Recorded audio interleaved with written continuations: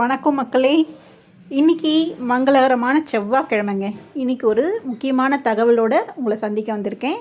ரொம்ப நாள் ஆச்சு நம்மளும் வீடியோ போட்டு, சில சுச்சுவேஷனால் வீடியோ போட முடியல. ஸோ இன்றைக்கி வந்து பார்த்திங்கன்னா ரொம்ப மங்களகரமாக இருக்காங்க பாருங்கள். துர்க்கையம்மன் ரொம்ப அழகாக, அமைதியின் அம்சமாக ரொம்ப அழகாக இருக்காங்க.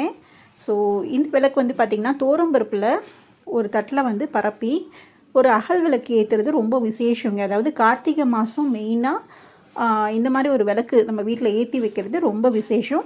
நீங்கள் ஃபாலோ பண்ணுறதுனா கண்டிப்பாக ஃபாலோ பண்ணிக்கோங்க.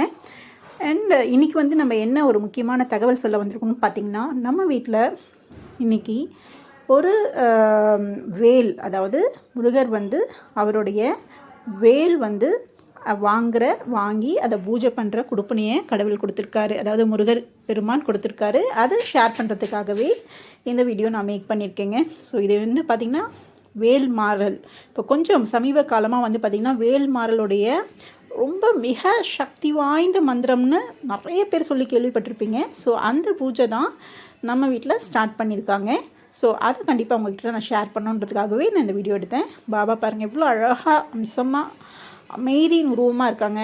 சில விஷயம் வந்து நம்ம எவ்வளோ தான் நம்ம வந்து கொடுத்தாலும் அந்த அமைதி நம்ம மனசில் கிடைக்கிறது அப்படின்றது ஒரு சில இடத்துலையும் அண்ட் ஒரு சில ஒரு சிச்சுவேஷன்லேயும் ஒரு சில பூஜைகள் செய்யும் போது கண்டிப்பாக நமக்கு கிடைக்கும் இல்லைங்களா. ஸோ அந்த மாதிரி முருகரை நம்ம வந்து நெருங்கும் போது கண்டிப்பாக நமக்கு வந்து எந்த விதமான கஷ்டம் இருந்தாலும் அதெல்லாம் தூக்கி போட்டுட்டு ஒரு அமைதியை வந்து முருகர் நம்மளுக்கு கண்டிப்பாக தருவார்.